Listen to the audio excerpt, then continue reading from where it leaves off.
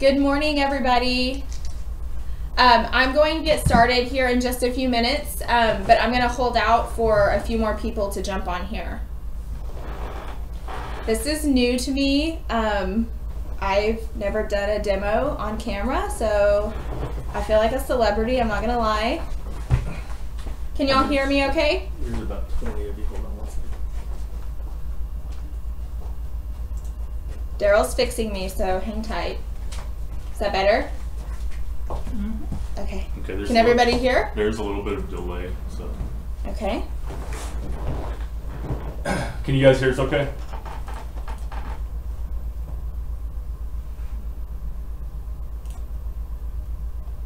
Are you getting feedback?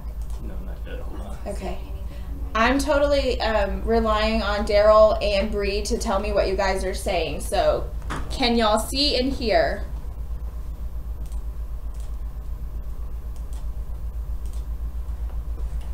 Well, let me tell you how you can communicate with us. That might help. So if you signed into YouTube using your Gmail account, then you have access to leave comments in the chat window. If you don't have a Gmail account, it's totally fine. You can still view this live webinar. You just can't use the chat forum. So you can either text your comments or questions to us at, someone tell me the number. We're going to give you the number.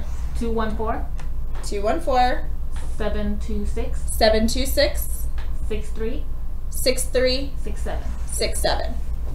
So that is the number. We have a phone here, and we will be monitoring your comments and questions. And then you can also email your questions or comments, and we will be monitoring the email. And the email address is onlineforms@bisconsultants.com. All right, I'm going to hang tight a few more minutes and just let everybody jump on here. Okay, thank you, Hayes Cad. Hayes Cad can hear us. Maybe I'll just take the phone, Bree. Can I just have the phone? Okay.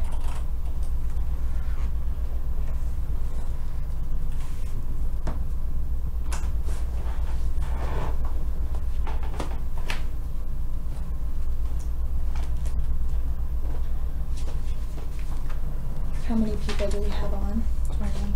I'm sorry? 21. 21? Okay.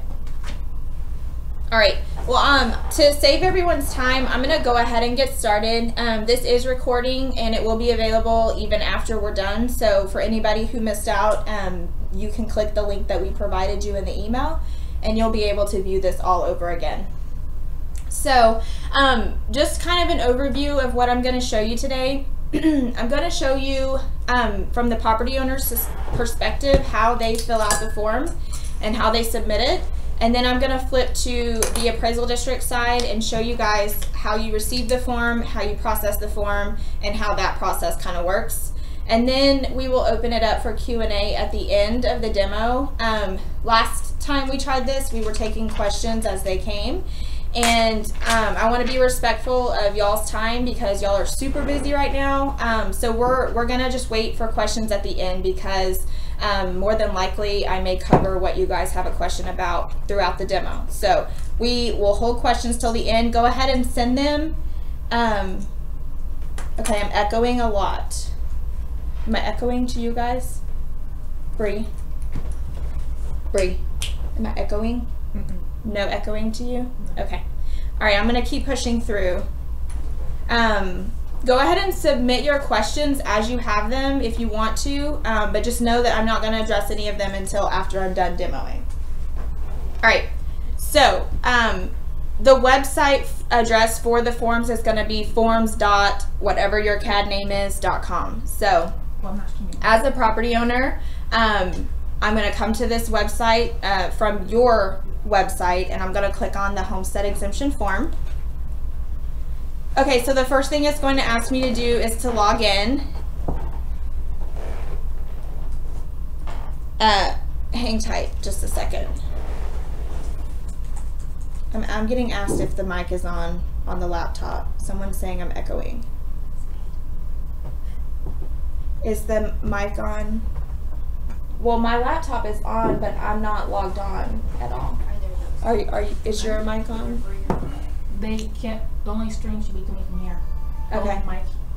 Sorry, guys. I'm going to proceed.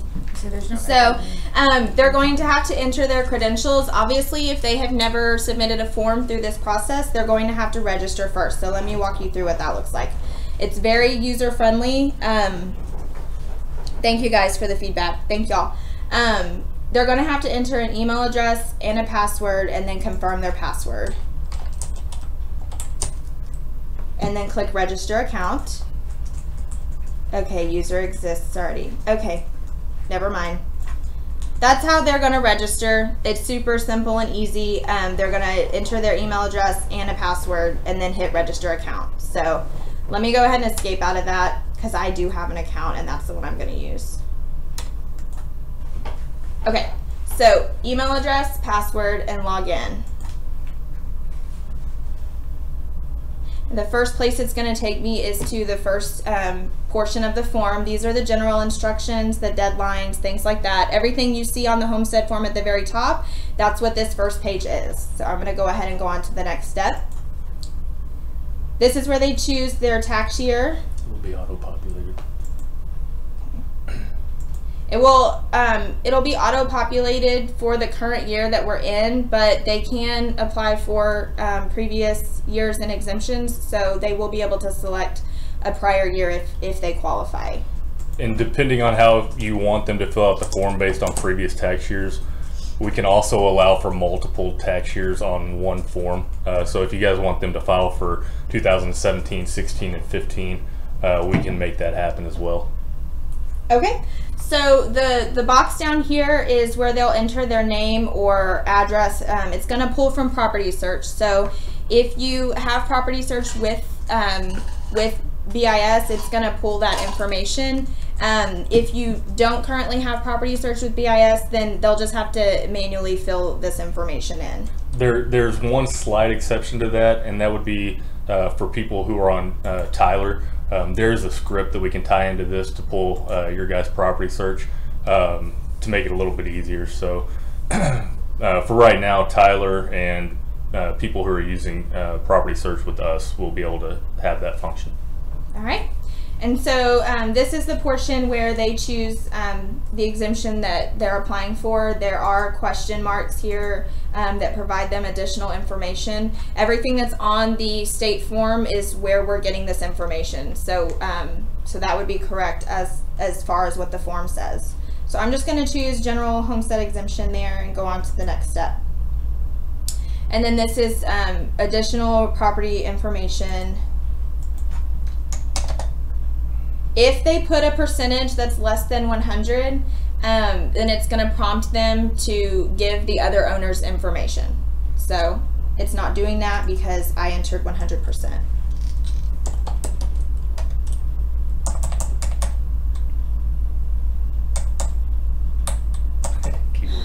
It is.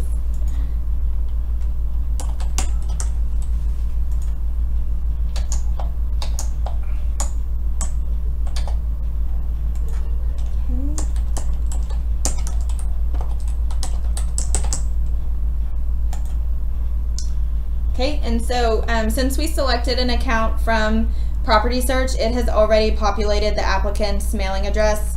If for any reason their mailing address differs from their situs, then they would change that here. If they applied and the information didn't get pulled from property search like Daryl and I were just talking about, then they would manually fill this part out. It wouldn't be populated for them.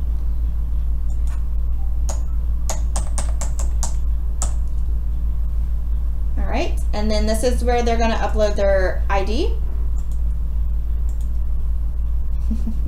Mr. Bean.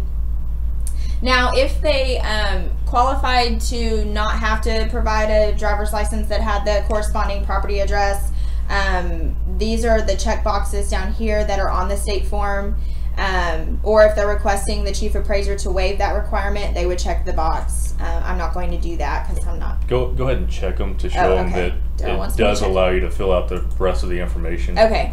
So if they check one, yes, then it does give them the options to choose why they're requesting that. Go ahead and choose the active duty one as well. The first checkbox underneath. Oh. Yeah. Oh, there's more. Yeah. So if they choose active duty reasoning, then here's where they would provide those credentials to prove to you guys that they're active duty. All right. And it's the same thing as the first checkbox there. So if you're a resident, that doesn't require you to apply. It wants to know what your facility is that you qualify for that. All right. Go ahead and check. We're going to keep this one simple, so I'm not going to fill in any of that stuff, but it's there. All right, so if the ownership was less than 100%, then this is where they would provide additional ownership information. I chose 100%, so I don't need to provide any of that. Go ahead and click on that property owner again. Some appraisal districts are going to want different things here. Some people I've talked to want the additional owners to fill out a brand new form. Others want additional owners just to have their information. They don't need a driver's license or anything, and they can complete it on this form. We can do that county by county basis. So if you're a county that needs them to fill out an entire another form for the property owner, we can add a link here for a new form, or if you want them just to fill it out here, we can keep it that way. So these forms are customizable per appraisal district, so it's not set in stone what you're seeing here. So if you want some changes, we can make that happen for you. Okay, so there's a little bit of flexibility there for you guys. So let's go to the next step. Once again, since I chose an account through property search, it's populated the information. It's populated property ID, legal description. This is where they're going to put the date that they first began occupying the property. I'm going to go all the way back to January 1. Number of acres, I'll just put 10. Now, if this was a mobile home account, this is where they could select that it's a manufactured home, and then it's going to ask them the required information the same as it would on the form. So the make, model, ID number, and then it also tells them that they have to provide one or more of these supporting documents. Okay? It's not a mobile home, so I'm not going to do that. And then this is another providing the physical address, which is populated. So we're all good there. Now, if they're transferring any kind of tax limitation, then they would choose that option here. And then only if they select one of those options does it ask them for the address of the last resident's homestead, because obviously you guys need to know that if they're transferring some kind of tax limitation. All right, but Mr. Bean is not, so I'm going to uncheck it. And then this step here is just for any kind of additional documentation that they may not have entered elsewhere. If they have other supporting documents, if they have their tax sealing certificate or anything like that that they want to upload here, this would be the section where they would upload any kind of additional documentation. Okay.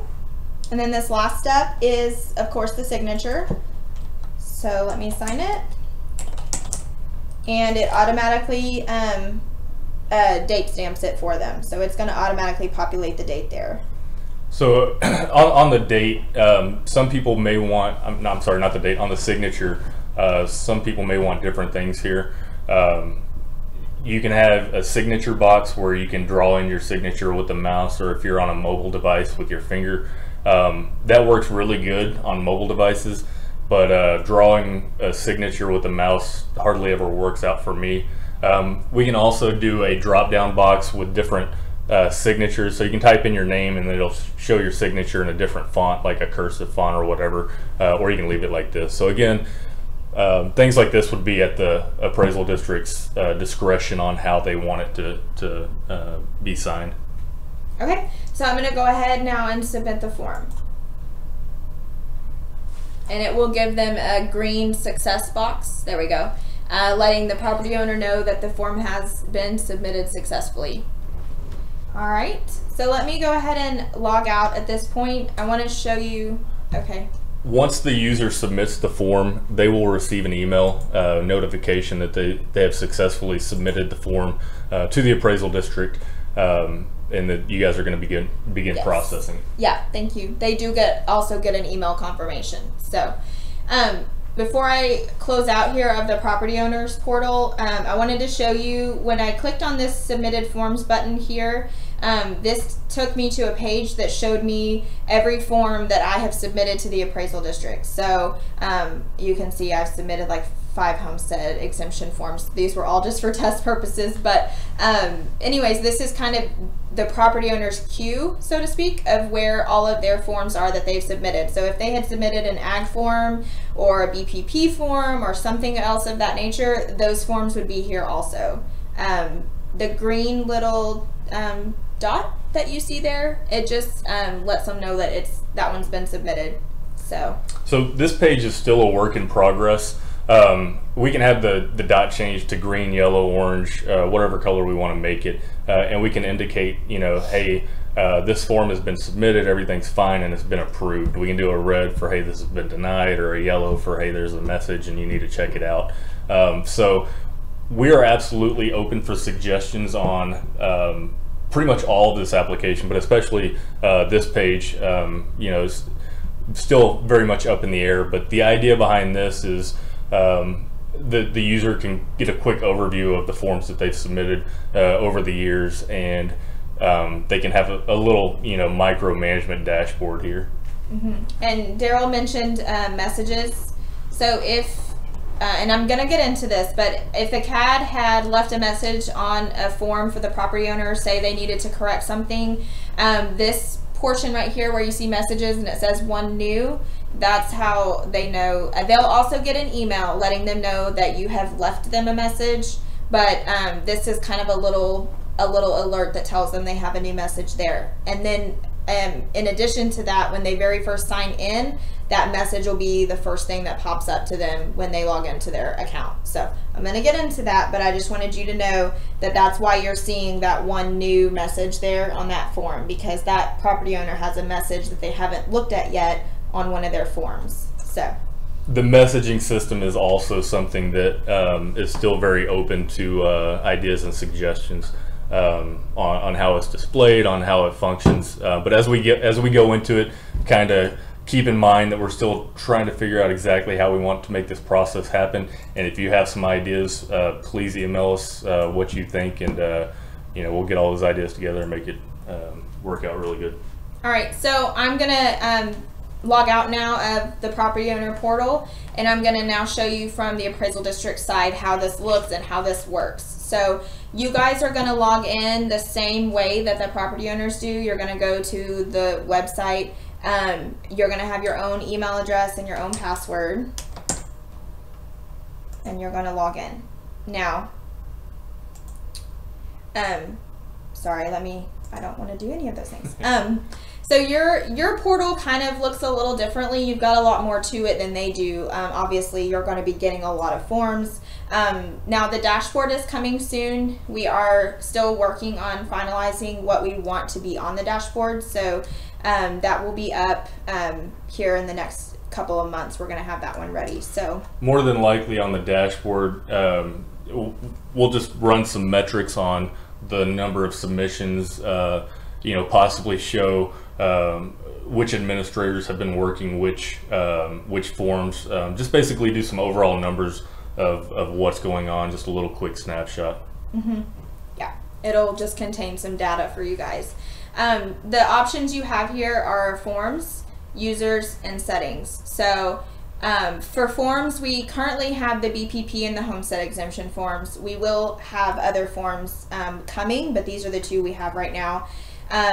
So, you know, if you were working BPP forms, obviously you'd select that one. Homesteads, you're going to select this one. Users, if you wanted to see all users, there's that option. If you just want to see administrators, that would be your appraisal district and your appraisal staff. And then taxpayers, if you want to see a list of all the users. If someone called in and said, I forgot what email address I used for this, you know, you could help Bobby Smith look up his email address or something of that nature. So the settings, do they have the settings tab? Yes, they do have the you settings guys will tab. go ahead and click on it. You guys will have a settings tab where you can edit general information about your forms. Some of the stuff like the site URL, we're gonna lock down to us, just because if you change something in there, it can mess it up. But you will have a settings area so that you can change if your phone number changes or whatever. It's quick and easy for you guys to change it.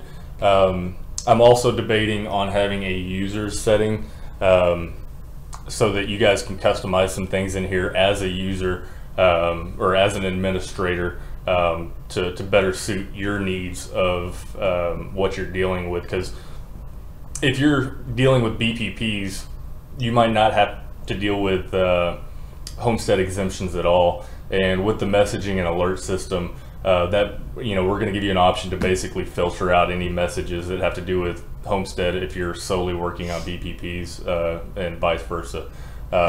So that functionality is on the docket for future implementation. Alrighty, so if you need to add a new user, this is where you do that also. If you get a new staff member, or if you want a different staff member to help help work the filled out forms, then you can add that person here. Alrighty, okay, so let's get into the forms.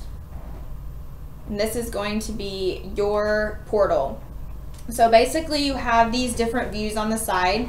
You'll have approved, denied, new forms that have come in, pending forms, and then saved forms. Saved forms, that's going to be forms that the property owner has filled out, but they have not actually submitted yet. So this will be useful in the sense of if a property owner is filling out a form and they get stuck on step 3 and they are just totally lost, they can save where they are at that point, pick up the phone and call your exemptions person and say, hey, this is my name, I'm stuck on this step, can you tell me what it's asking me to do, or can you tell me what documentation is needed for that?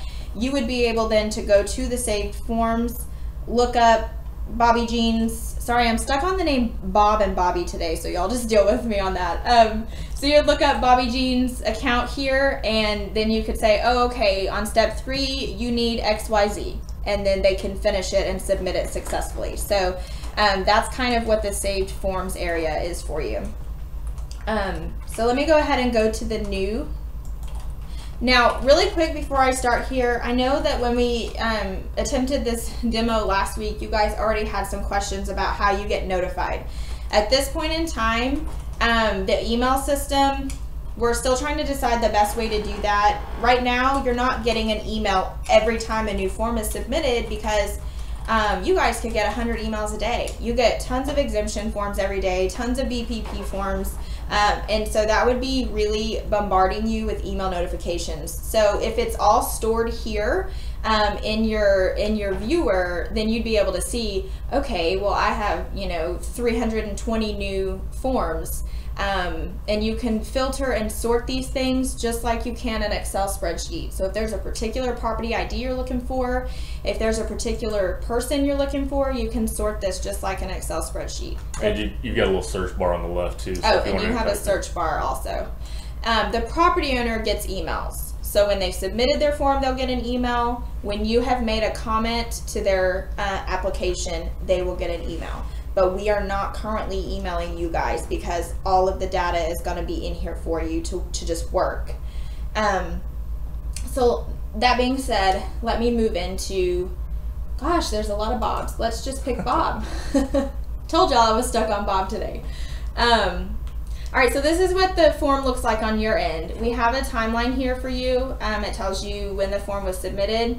Any kind of commentary that's made back and forth between you and the property owner is going to get logged on this timeline. So you would basically go through this form just like you would if the paper was laying on your desk. You would go through each step, making sure the property owner filled everything out. Daryl didn't check a box here, so No. Actually, so that would be something that you would leave a comment to the property owner saying, hey, you didn't check a box. So let me go ahead and show you what that looks like. So we're going to leave a message.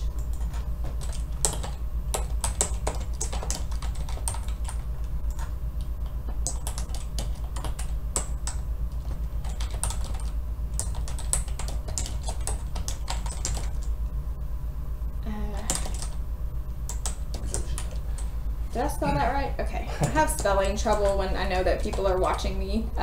So there will be error checking to make sure that they cannot submit the form until they've completely filled it out.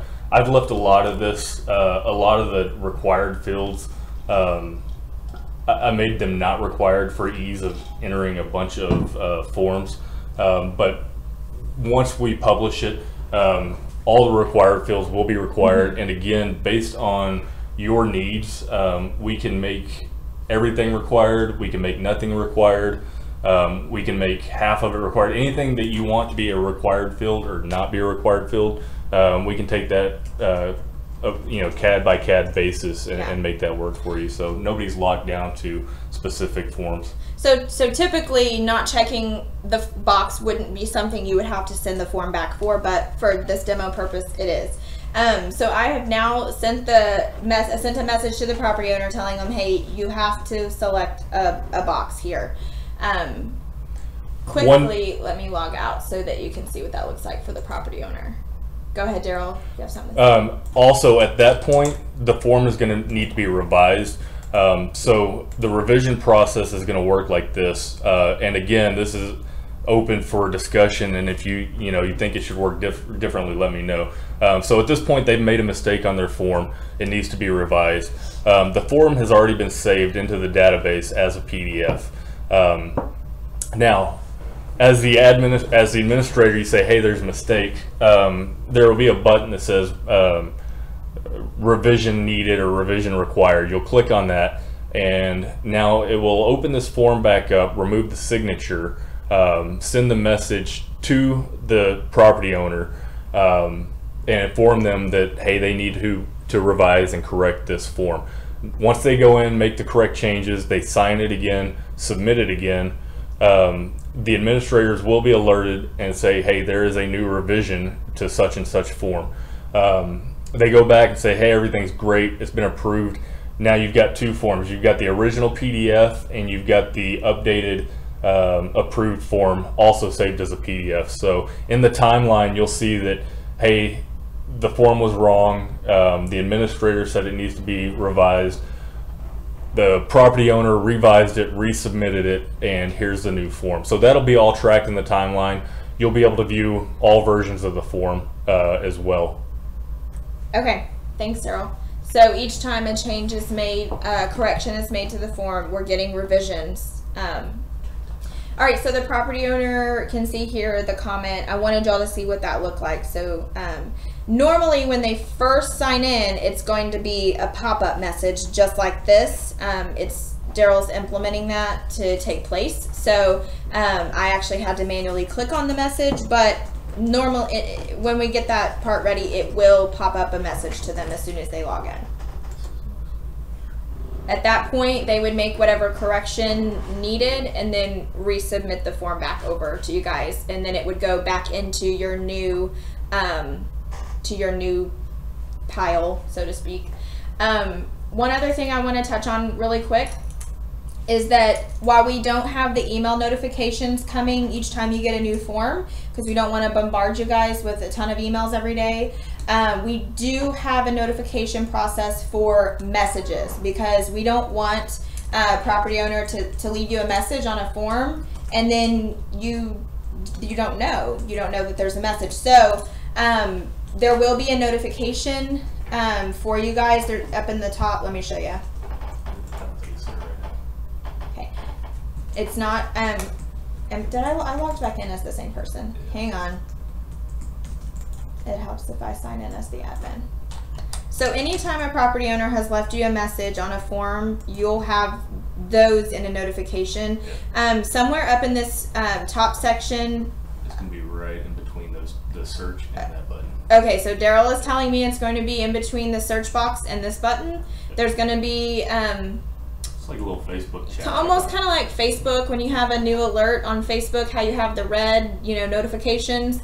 It's going to be just like that, and any red alert that you see there, you're going to know that there's messages on a form, and when you click on it, it's going to take you to that message on that form. So this is going to be seen by all administrators as of right now.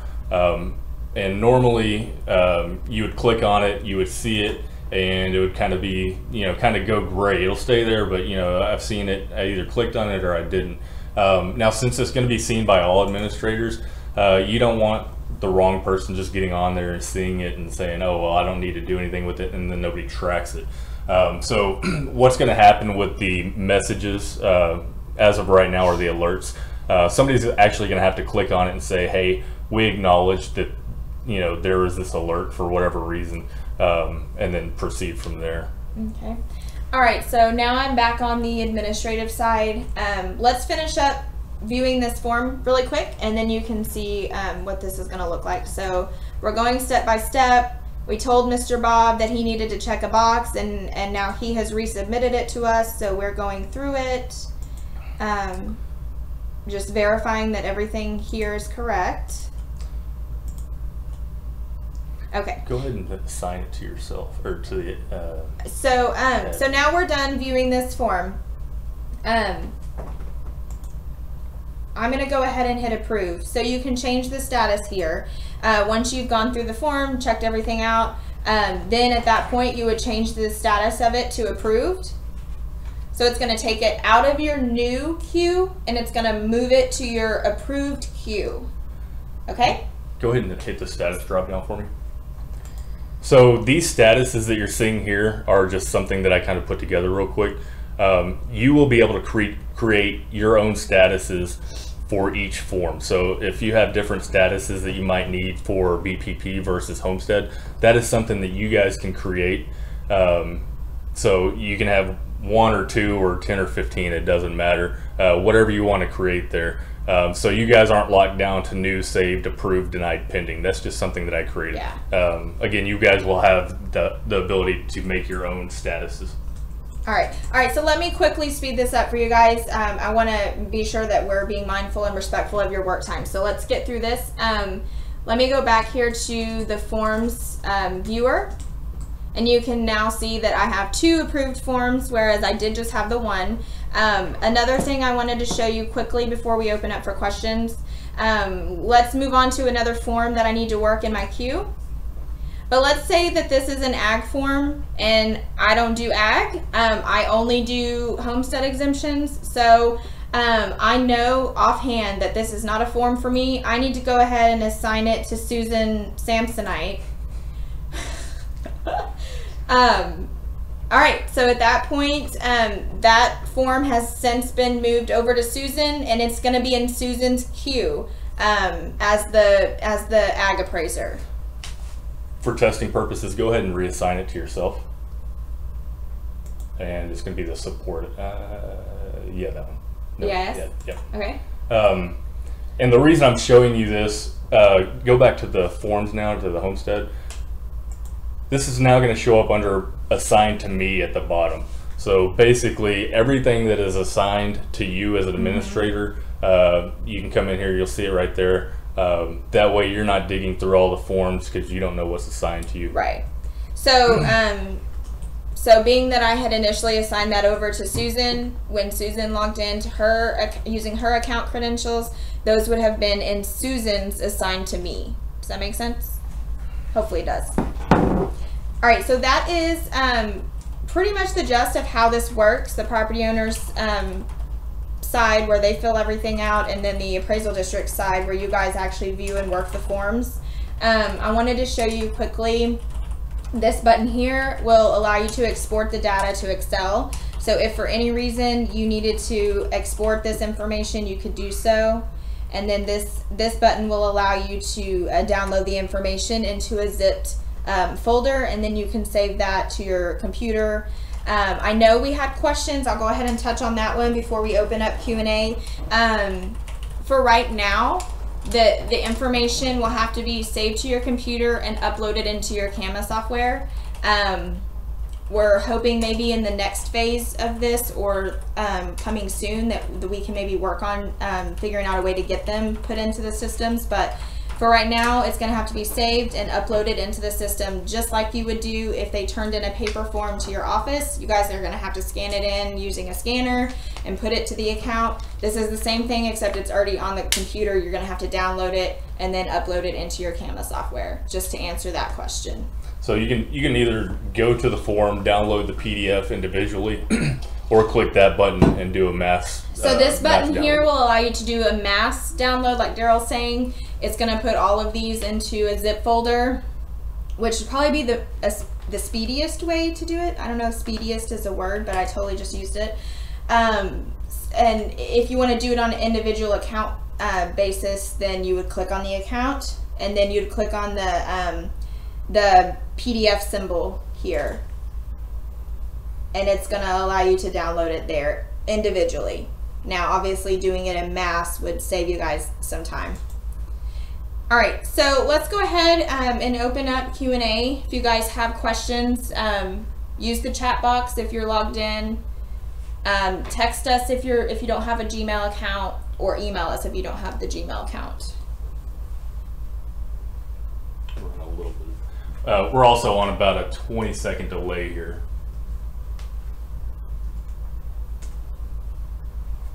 Okay.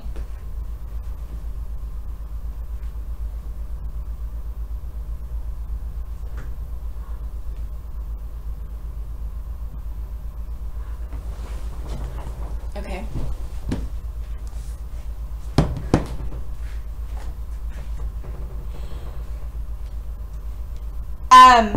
All right, I have a question about what is the plan for overcoming the requirement to send a denial by certified mail? At this point in time, I know that it's the law. It's my understanding it's the law that if you're denying an exemption, you have to notify them by certified mail. If you're just asking for a revision, they qualify for the exemption, they just didn't fill the form out correctly, then that may be how you use the system to get them to do a revision. If you are flat out denying that exemption because they don't qualify, they're not eligible, at that point in time, I would go with whatever your chief appraiser recommends for your office. But at that point, you may print the application out, just like I showed you by clicking the PDF button. Print out Bobby Smith's application, print out your formal denial letter with your CAD, letterhead on it, and then mail it to the property owner certified mail. If it's an actual denial and not just an exemption, revision. Does that make sense, Kathy? I hope that answered your question. And I would absolutely talk to your chief appraisers on how they might want to handle that. That would just be my recommendation if it's a full-on denial, printing it out and mailing it certified mail back to the property owner with a denial letter. I'm watching for other questions.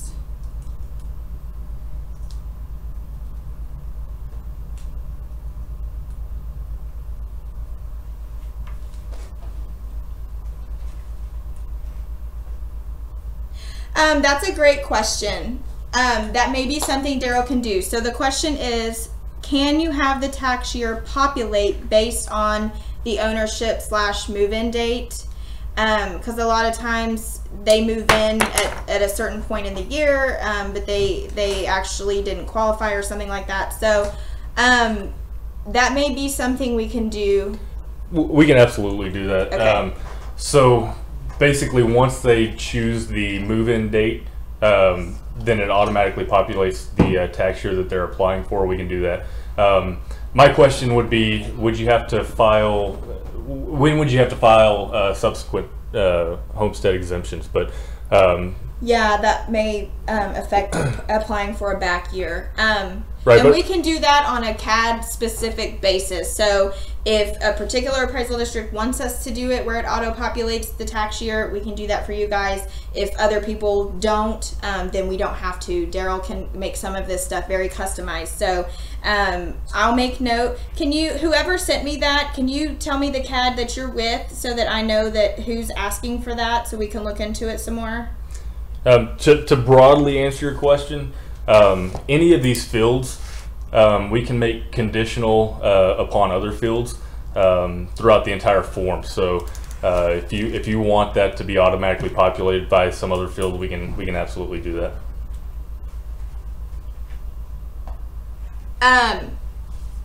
Robin, they are required to submit their driver's license. So the question was, is it a requirement for them to submit their driver's license, or can they bypass it?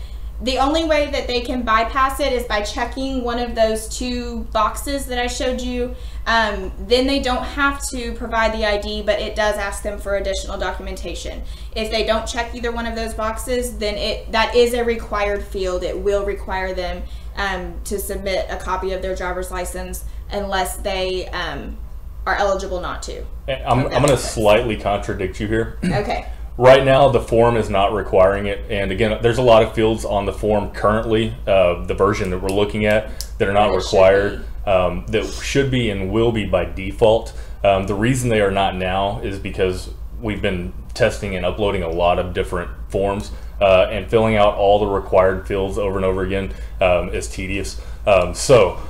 But yes, it will be required, right? It will by default. Now, I've talked to some appraisal districts who said, I don't care, they can just put in their first and last name and they can submit the form to us to at least get the ball rolling.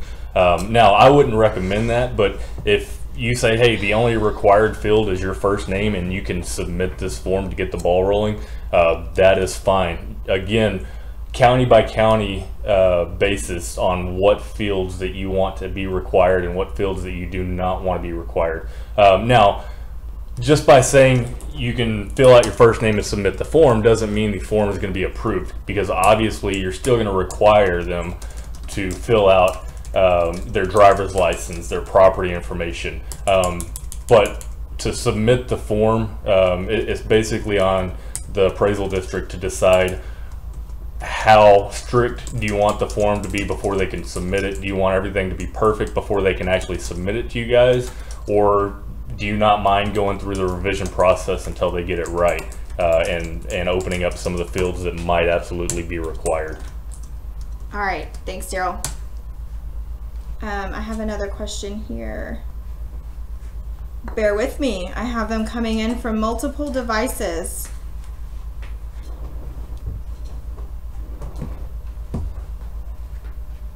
Okay, when will this be up and running on our website? So this product will be ready and can be used January. We're launching January, right? 2018. Yep. And we are, as I told you throughout the demo, and I think Daryl did too, there are going to be a few changes made, even a few cosmetic changes to make it look nicer. This was just to show you the functionality. So there are going to be prettier cosmetic things made to it, but for functionality we wanted to show you how it works, and it will be available January 2018 for you guys. So we've been working with Williamson quite a bit on this, and they've been a lot of help. They're actually sitting in on this conference now, so they can give you an idea of how the BPP went. There are some bugs, and it was a little bit rough getting going, but you know, if you have any questions, kind of how it was in production, it was very alpha version, but Williamson Appraisal District did run the BPP this year on the online forms. Now, they didn't have the functionality that we've been demoing and that we're talking about, like the approved, denial status, the assigned to stuff. So it made their job a bit more difficult, also working out the bugs as we went along, but they can describe to you a little bit about what the form's like. We're also going to open this up for people to access with a dummy username and password for both the property owner and the administration, so that you guys can just log in here, play around with it, create some submit some forms, manage some forms, and try to break it. If you guys can break it, that's awesome, because if you break it now, we can get that fixed before it's actually out there and running. Any other questions? Y'all have had great questions so far.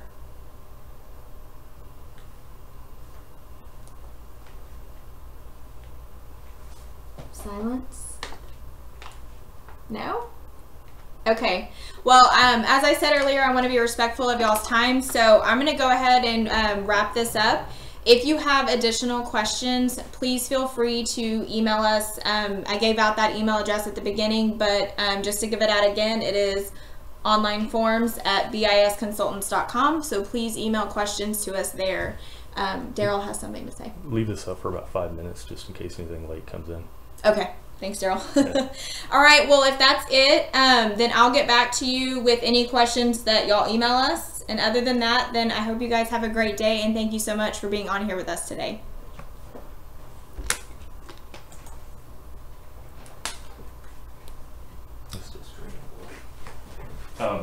Let's leave it up for a minute just in case we get a late question and we can answer it. And we'll shut her off.